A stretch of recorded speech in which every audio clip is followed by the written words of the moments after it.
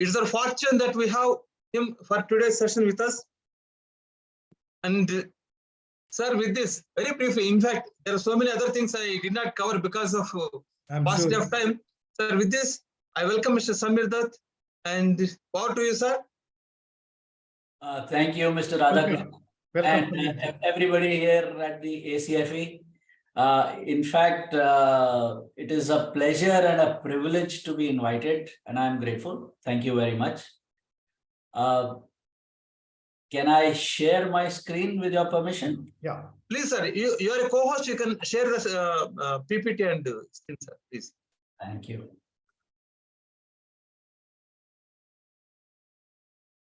Yes.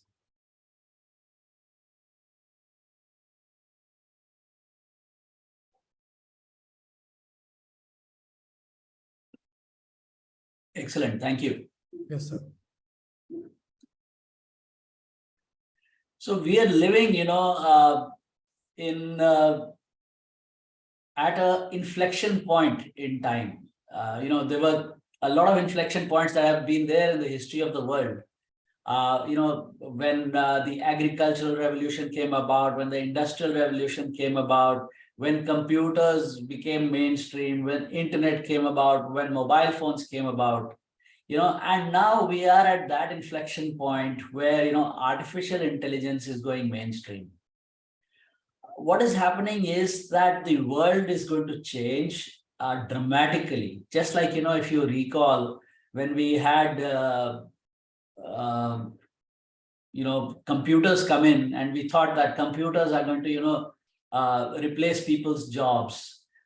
People in banks would all feel, worried, what is going to happen to our jobs and things like that. And it did replace a lot of jobs. It also created a lot of jobs and a lot of opportunities. But, at that point, people recognized it as something that is going to, change the world. And it did.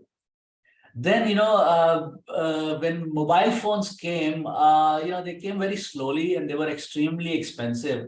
And they were at that initial stage when, receiving a call, getting a call, making a call was 16 rupees 80 paisa per minute, which was very substantial. People would not actually make a call. They would just give a missed call, and then people would talk to each other on a landline. But, the key thing to understand here was that it started off at that point. And then, as the prices came down and it became adopted by the masses, the mobile phones really became mainstream. And then they became a platform which was used for so many things.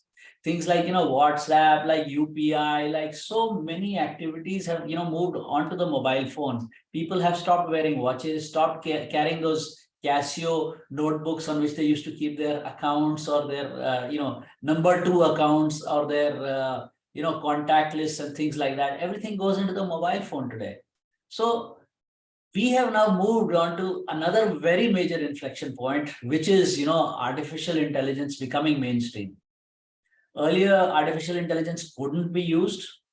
And because it was difficult to use, you had to program to be able to use it. You had to understand, what to, get it to do before you could actually get some results out of it. And it was in the hands of the, shall I say, chosen few of people who had, developed themselves to that stage where they could, converse with the artificial intelligence, train it, and then get it to a stage where it could provide some kind of sensible input. Because the principle of garbage in, garbage out existed then as it exists now. However, like we mentioned, democratization of the mobile phone, democratization of the internet, democratization of the payments industry. We are at that stage of democratization of the artificial intelligence. So today we are going to talk about, how we can leverage ChatGPT for fighting frauds. And I'll discuss this a bit more. But let me just, move a little forward. I have a small video which gives you a little bit of an overview of our company. And Mr. Radhakrishnan actually gave me a very long introduction, and I need to get my team to cut it down to a small 3-4 line thing. but we'll just quickly go through this and I'll move forward.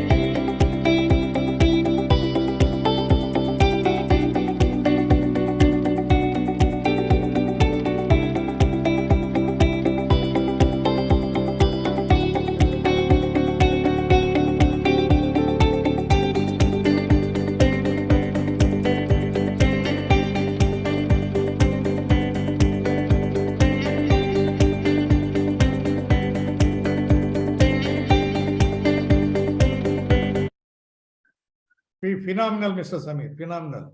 Thank you. I covered entire police in the country. You covered a couple of more also. I could see Varun Kaumudi, also Special Secretary, Internal Security. Kaumudi is a personal friend. We investigated many cases, including Sacham together. Great, sir. Great to have you with us. Thank you, sir. Thank you. Go ahead, sir, please. Okay, thank you. So before I begin, I'll just give a little bit of a background to ChatGPT. And ChatGPT, is probably most of you are aware, is an open source language generating AI model. which is developed by OpenAI. And what it has as an input is actually millions of pages of content, articles, books, Wikipedia, products. And if we sort of take it as a reference, the internet, the data that's visible on the www, about 10% of the www is the input that is used for ChatGPT 3.5, which is what, has been in use up to some point in the beginning of this month. Now, we now have got ChatGPT 4, which is, 10 times more powerful, more capable, and more enhanced, so to speak, and is already, shaking the world by the quantum leap. We were just coming to, understand how ChatGPT 3.5 is going to affect us.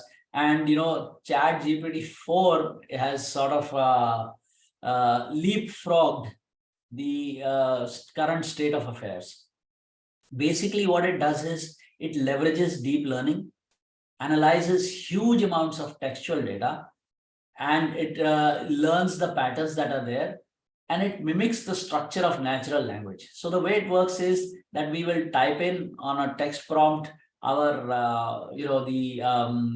our question, and it will come back to us. It will say something, in normal spoken English language, which makes it easy for the layman to interact with it, which is the chat part. We are having a chat with the AI, and we are, asking it a question, and it is responding as a normal human would, in text form, of course. And that is the essence of ChatGPT. What I mentioned was democratization of artificial intelligence. So that is what it is, And not only will it just answer questions, it can help write code. It can find mistakes in code. It can find problems. It can find vulnerabilities. It can actually look at your spreadsheets. It can look at data and analyze it, with a little bit of training. And it can tell you that, look, this is where the problem is. So what happens is that ChatGPT is able to generate realistic and expressive text when it is fine-tuned for specific tasks. So it works with a text input prompt. As a human, we provide the input, and that is the prompt which triggers the response based on the content that is available with it.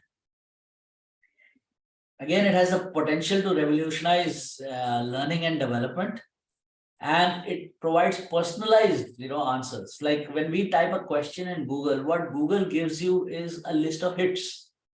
It will say that this website has something related to the words that you have used.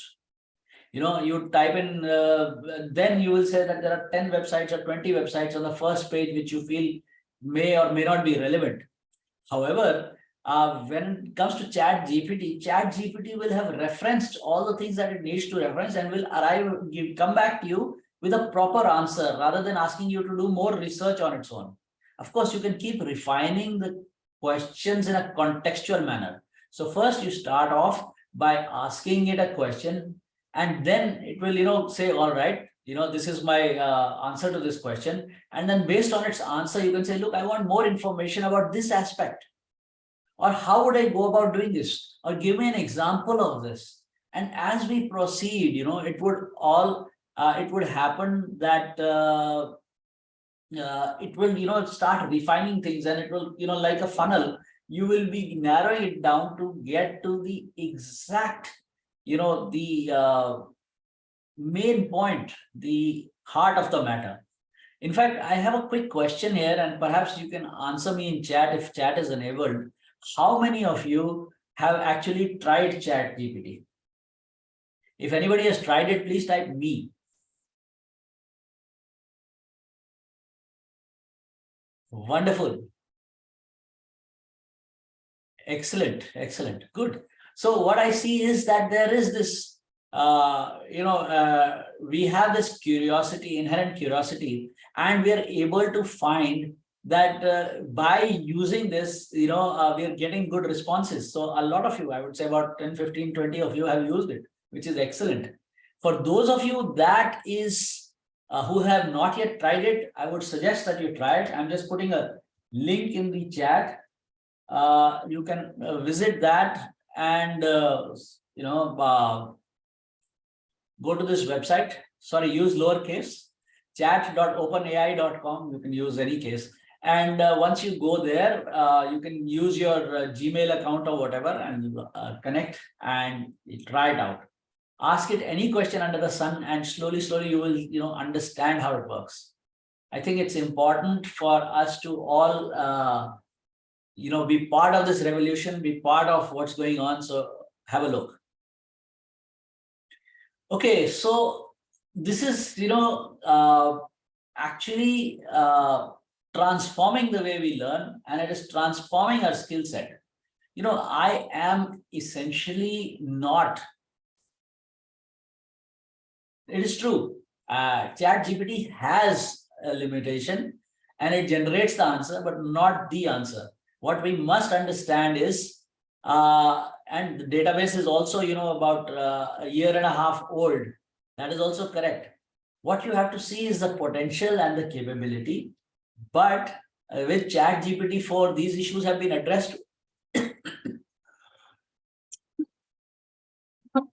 a large extent. ChatGPT 4 is available with an API. It costs $20 per month. Yes, I agree. It will. There are gaps. They already have. They have a $20 per month paid service model. Now, just coming back to this, what happens is that the ChatGPT is your starting point. The moment it starts doing everything, where is our role? We are totally replaced. So it is not 100% there yet, but it is getting there, and it's going to get there really fast. I mean, the moment somebody gives it access to Malayalam literature, you will find that it knows a lot about Malayalam literature or Tamil literature or any literature for that matter. In fact, it is basically, as I mentioned, garbage in, garbage out. So if we give it good knowledge, or if we have a fork of ChatGPT, say, running within the country, perhaps, and a focus towards NLP or natural language processing of Indian languages, we are going to see a huge revolution coming out. In fact, ChatGPT is able to assimilate data from multiple sources, and there are so many, scientific and secrets that have been lost, from the Indian culture and Indian history. And for all we know, if it has access to everything and it is able to interpret it correctly, it may be able to correlate data and produce some excellent inputs that might be useful. Okay, so that's just suppose. Yes, we have to verify them. I'm coming to that. So ChatGPT has the potential, as I mentioned, to transform the way we learn and develop new skills. Now, there are not just ChatGPT, ChatGPT is a base, but there are a lot of other artificial intelligences that are out there.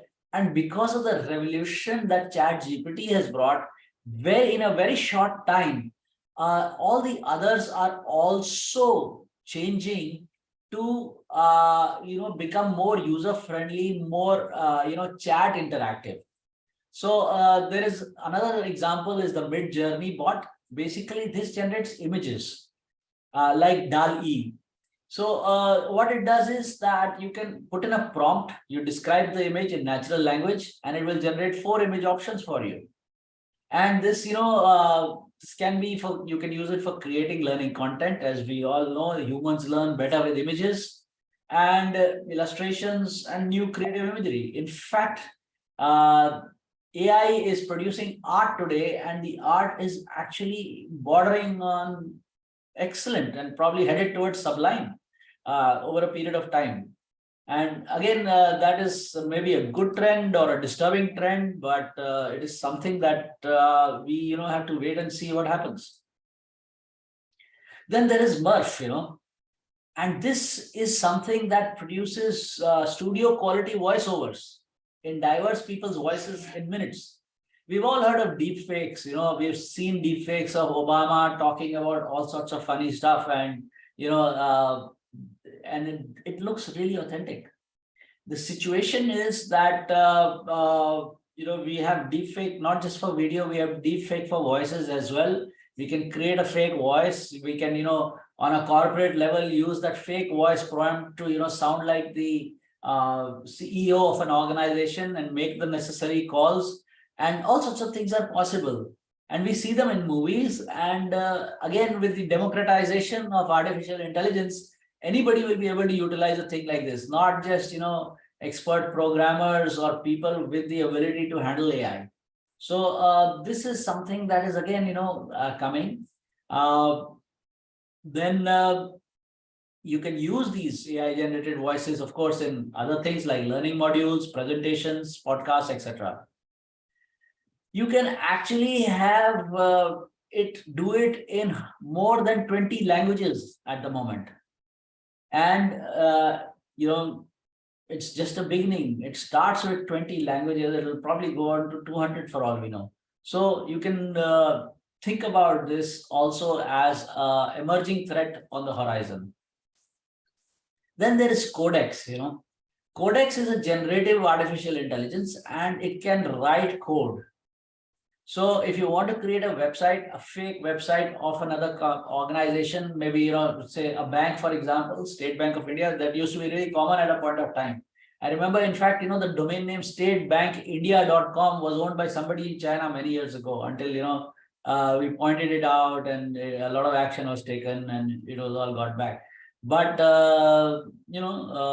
these kind of things can happen and will happen because you don't need any major skills to do it anymore. Okay, so let's talk about how ChatGPT can be used for preventing fraud. It's a natural language processing tool. Now, let's take the example of emails. What happens, say it's a ransomware, say it's, a communication used for, say, the dollar diversion scams that are there where, people will, send you an invoice for say a particular item, and the bank details on the invoice would perhaps be, fake and or rather would not be the actual recipient's bank account, so that the money is diverted and things like that. So what happens is that ChatGPT can be trained to analyze emails for suspicious patterns of language and identify anomalies that could be a sign of fraud. Like, for example, in a lot of cases, instead of using the, your domain name is created with L instead of a 1 or a 1 instead of a L to make it look very, authentic, and they both look similar in lowercase depending on the font, and based on that, a lot of people get defrauded. So when we do that, what happens is that ChatGPT can actually analyze all these things, look for such kind of patterns and the existence of such kind of things in the communications, and set out an alerting the fraud investigation team. It can compare text in emails to past emails sent by the same user to determine if the language used is consistent with their previous writing style. This is, called natural language processing, and you can detect anomalies in mails. In fact, sometimes when we are analyzing emails, and we get these anonymous emails. Now, when you get an anonymous email, somebody's gone to a lot of effort to use an anonymizer to hide their IP address. They're using a disposable email account, and they send this anonymous email to you or to your organization or to somebody, saying that, look, now it could be malicious, it could be genuine, it could be anything.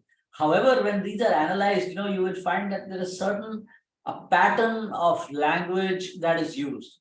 We were, investigating a case for a large BPO, and we found that there was somebody who was, sending out mails to their customers talking about malpractices within this. And,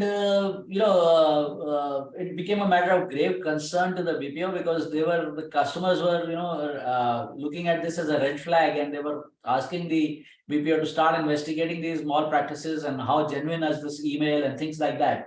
So they wanted to find out who is this person who's sort of, claiming to be a whistleblower.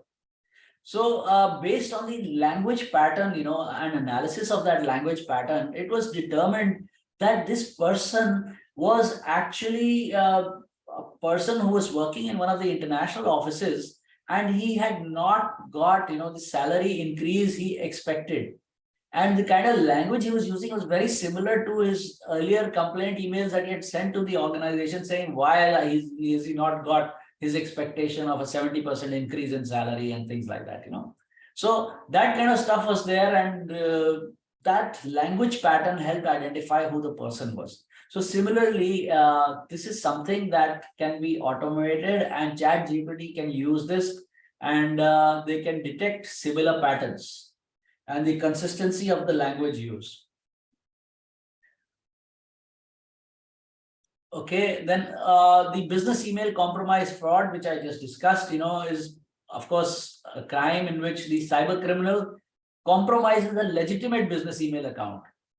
And this is usually done through phishing, etc., and then uses it to conduct unauthorized financial transactions.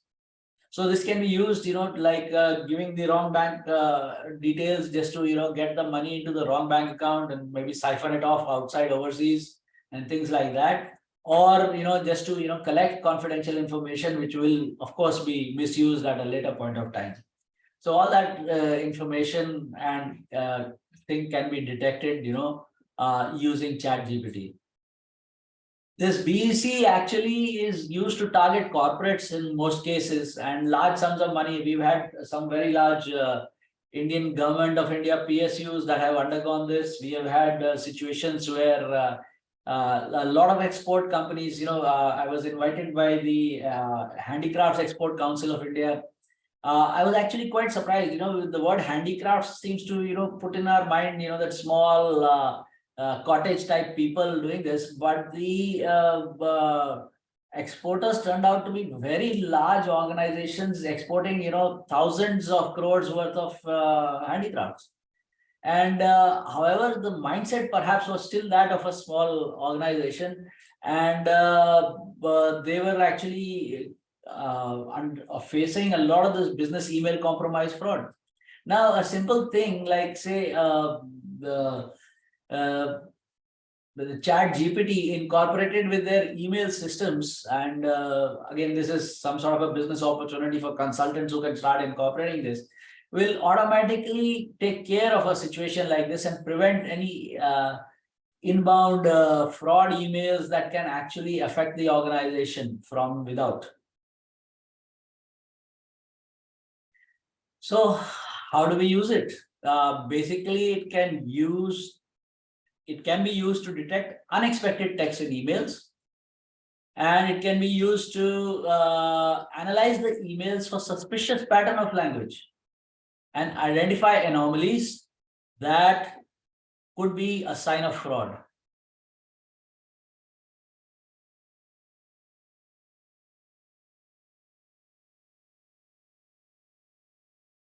Okay, I'm just having a quick look at the chats if there's something I seem to have missed the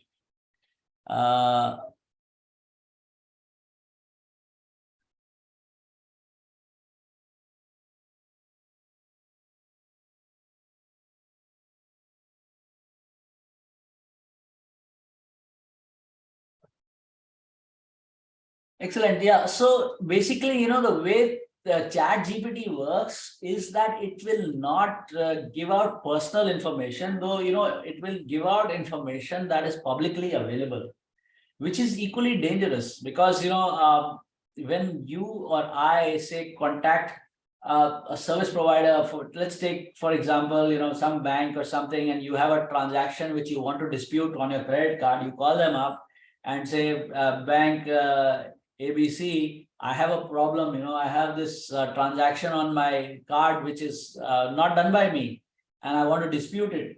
And the first thing they will ask you, sir, definitely we'll look at it, but before that, can you verify your identity? And they will ask you all these questions, like your date of birth and your whatever, your mother's maiden name and those kind of things. But today, the kind of information that people ask or people use, or even their pet's name, is out there in the public domain. And if you use ChatGPT to research all this, that kind of information can be made easily available to build, say, a public dossier of a person, which can then be misused at a later date by fraudsters. So definitely, that is a matter of concern. So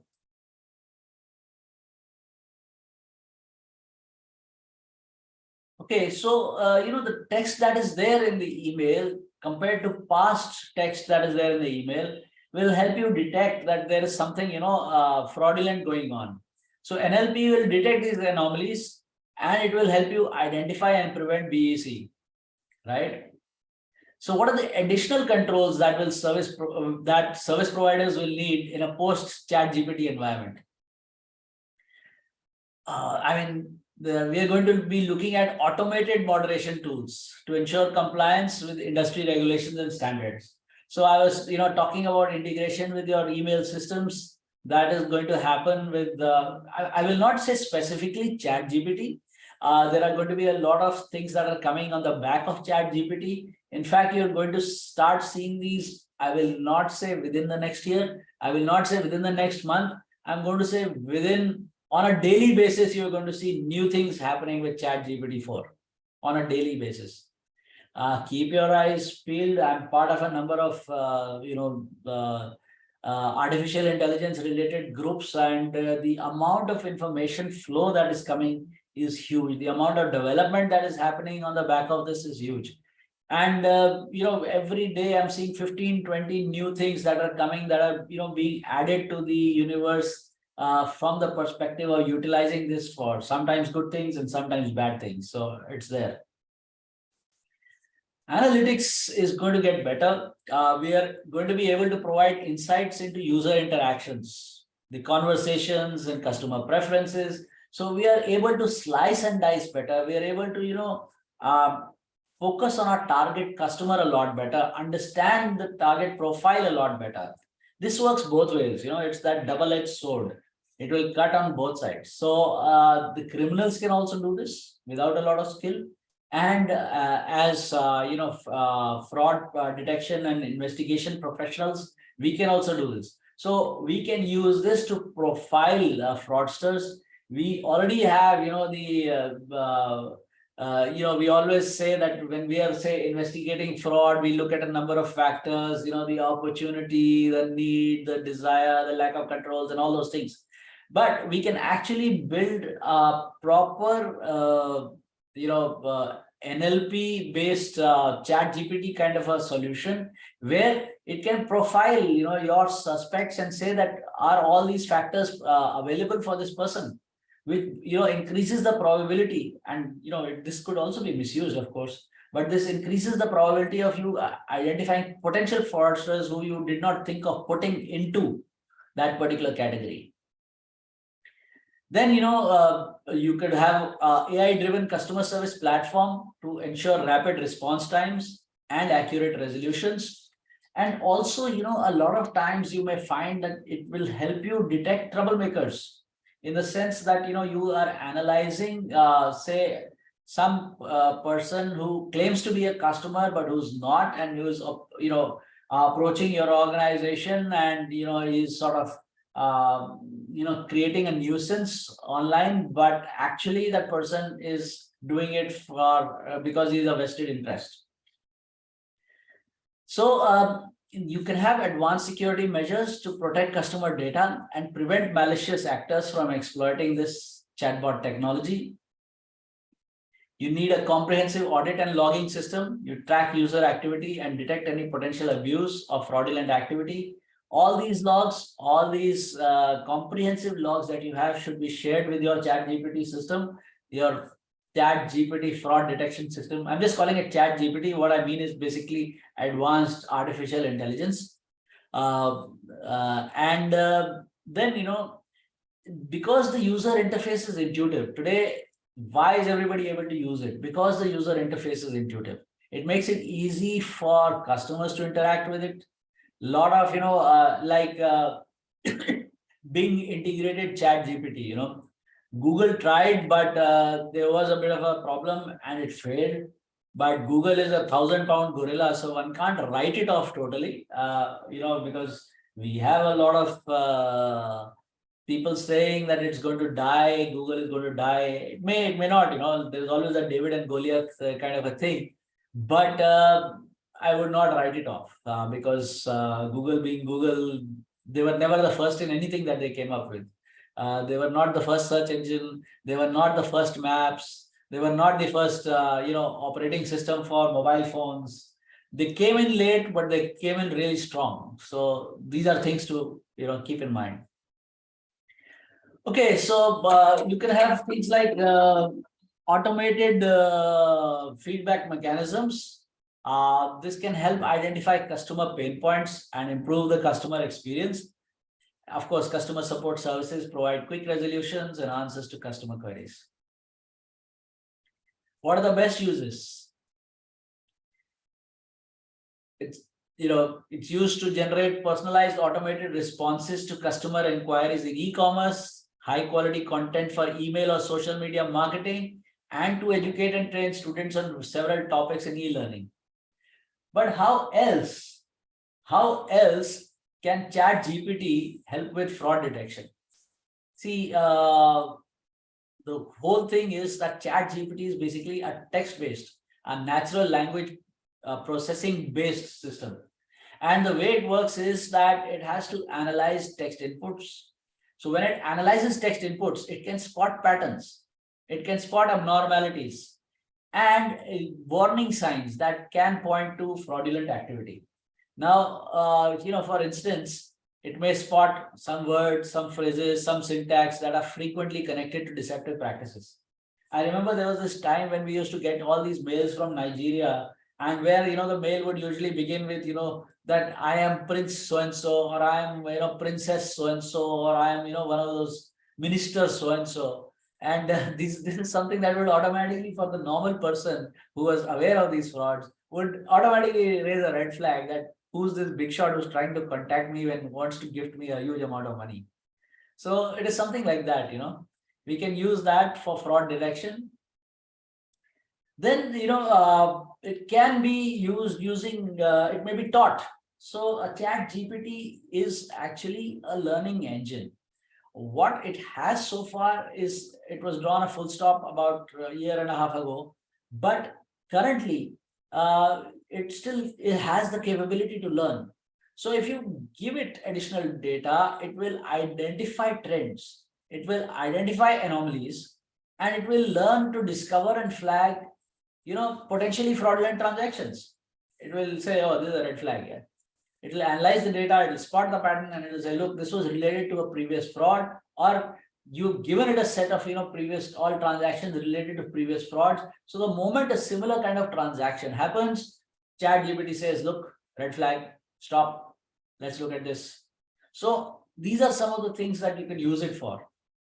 And it can be integrated with a chatbot interface. Now, normally what happens is that anybody, like a lot of organizations, say you are an e-commerce organization which is customer facing, what happens that whenever a customer has a problem, maybe he's not got a delivery, maybe he's not got the right product, maybe he's not got something, the customer wants to call you.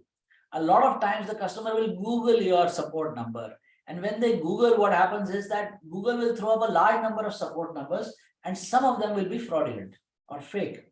And people immediately call up that number, and then there is somebody sitting there, who is extremely smart and an expert in leading you down the garden path. So when this kind of a thing happens, what happens is that, one can actually have systems that go out there and on a, say, daily basis, or maybe every hourly basis or whatever, scans the web to detect, are these kind of fraudulent things out there, and is their purpose, is there, and their purpose is to defraud the inbound customer. So again, this can help from a prevention perspective. This can help from a detection perspective. It can be integrated into your own chatbots. So say ChatGPT is part of, say, your website, you add it into your chat, integrated with your chatbot, feed it the relevant data, Now, when the chatbot gives, good answers. See, we've used chatbots. We've all used chatbots today, whether we like it or not. In a lot of cases, we are forced to use chatbots. And the quality of chatbots is still not so good. Unless it is, a ChatGPT kind of chatbot. The ChatGPT kind of chatbot actually helps in resolving problems to a good extent. A normal chatbot just points you to, 5-10 web resources, which we think may solve your problem, which anybody who Googles could find them anyway, if they wanted to. So, this kind of a thing, step-by-step resolution, or at least using the vast knowledge base that is there for an organization, a ChatGPT kind of a setup can help resolve problems rather than, people say being forced to leave your website and go onto the web to try and get a resolution of their problem. And the moment they go on the web, they're also exposed to other, dangerous things that are related to it. ChatGPT can also be used for risk evaluation. So, it's going to say this is the likelihood of fraud. It will offer insights and suggestions for risk mitigation. And you can evaluate data and identify probable fraud scenarios. You can identify probable fraud profiles. You can identify, what are the things you need to change to prevent this from happening. In fact, I would say that, ChatGPT, one of you has a question that does this replace continuous monitoring tools and forensic tools? I would say no, not yet anyway. And in my opinion, this is something that will enhance your capability. It will act as a strengthener. It will act as something that you can use in addition to what you already have. At some point of time, the continuous monitoring may switch over to, say, ChatGPT, depending on how the things evolve.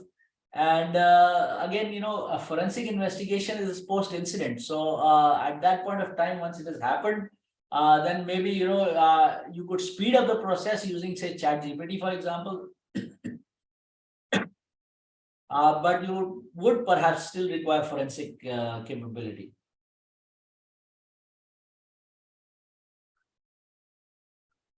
The new ChatGPT 4 has actually passed every exam with flying colors.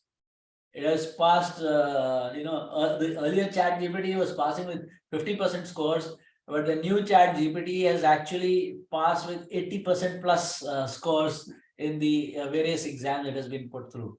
So what we are looking at is that you cannot, use ChatGPT. You cannot, say whether ChatGPT has taken the exam or not unless you have got good controls in place. Okay, so overall, by analyzing text input, learning from historical data, delivering real-time fraud detection through chatbot interface, and evaluating the risk of various fraud situations, ChatGPT can help with fraud detection. A lot of scams that ChatGPT can be used to prevent, and I'll go over these quickly. I've run out of time. One is payment fraud, right? Second is account takeover, identity theft, insurance fraud, phishing and social engineering. In fact, overall, because of its data spotting patterns and real-time fraud detection, ChatGPT can be a very effective tool for reducing a variety of fraud kinds. I have a lot of material on this, and I'm happy to share my PowerPoint presentation as well. So I will, bring this to a halt here. And if you people have any questions or anything, I am happy to, answer them. But I would like, before I end, I would like to add, that the key thing about ChatGPT is that we must ask it good questions. In fact, successful people ask better questions. As a result, they get better answers. This is Tony Robbins' quote. And the key thing is that when we are using, an artificial intelligence like ChatGPT, we need to ask it better questions. The better the quality of the question we ask, the better the quality of answer we get. And that helps determine our responses to frauds. So as it says, ask better questions. So that's it. Thank you from me. Please feel free to be in touch. Connect with me on LinkedIn. If you have any queries and questions which you don't want to ask now or ask on a one-to-one basis, please feel free to email me or call me. I'm available. Thank you. Thank you. Excellent. Sir, I think there are certain questions in chat window. Just let me verify, sir.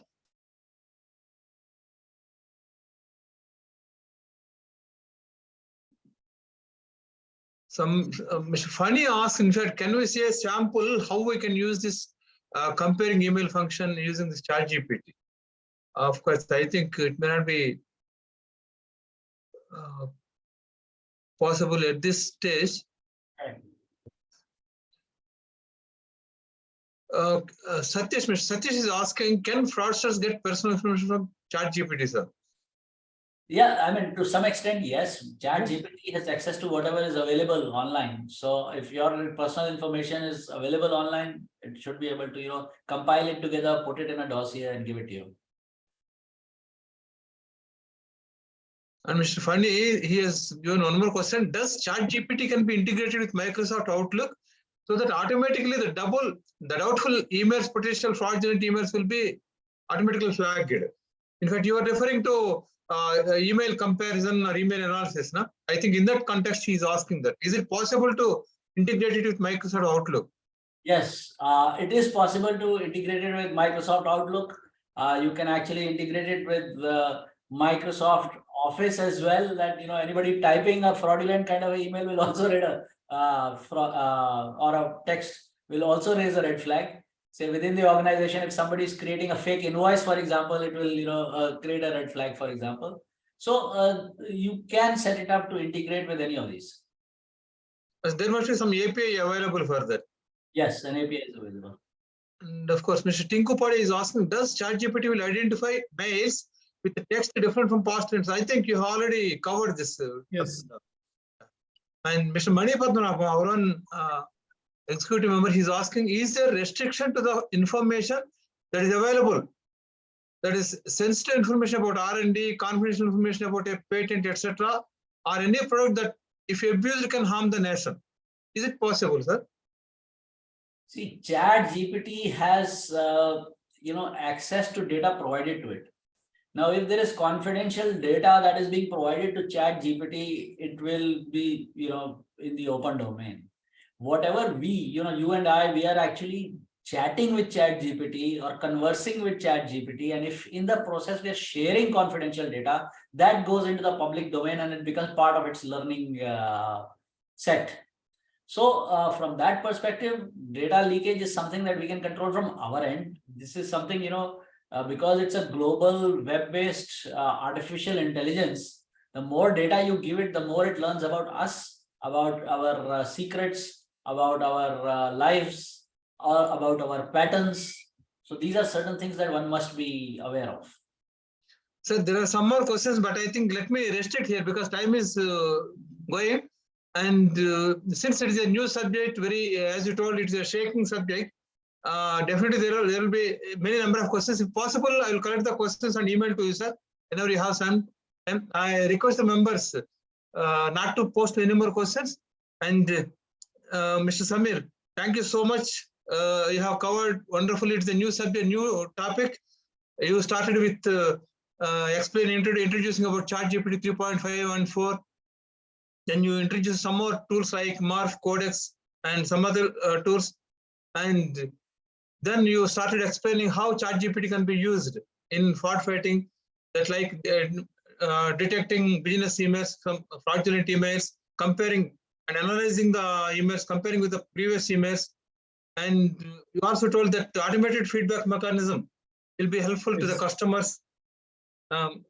Similarly, it can be used for, you told that it can be used for identifying the trends now, anomalies in fraud, and it can be integrated to chatbot. You're telling, somebody is asking whether it can be integrated to Outlook. That can be done. You told that you refer to many fraud systems where ChatGPT can be used. It's a wonderful session. Wonderful. Many of our members may not be familiar with how we can use ChatGPT. This session is highly useful to them.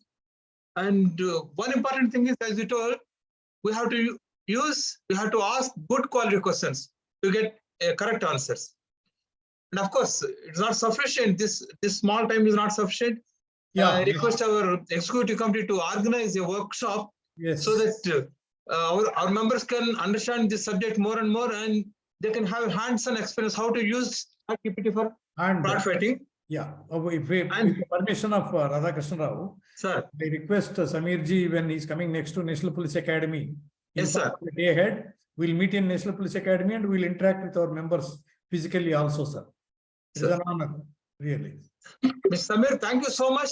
And this is our memento for you. We will courier it to you in token of our small, in fact, gratefulness for you. Thank you so much. Thank you. Thank you, Samir. Thank you. So kind of.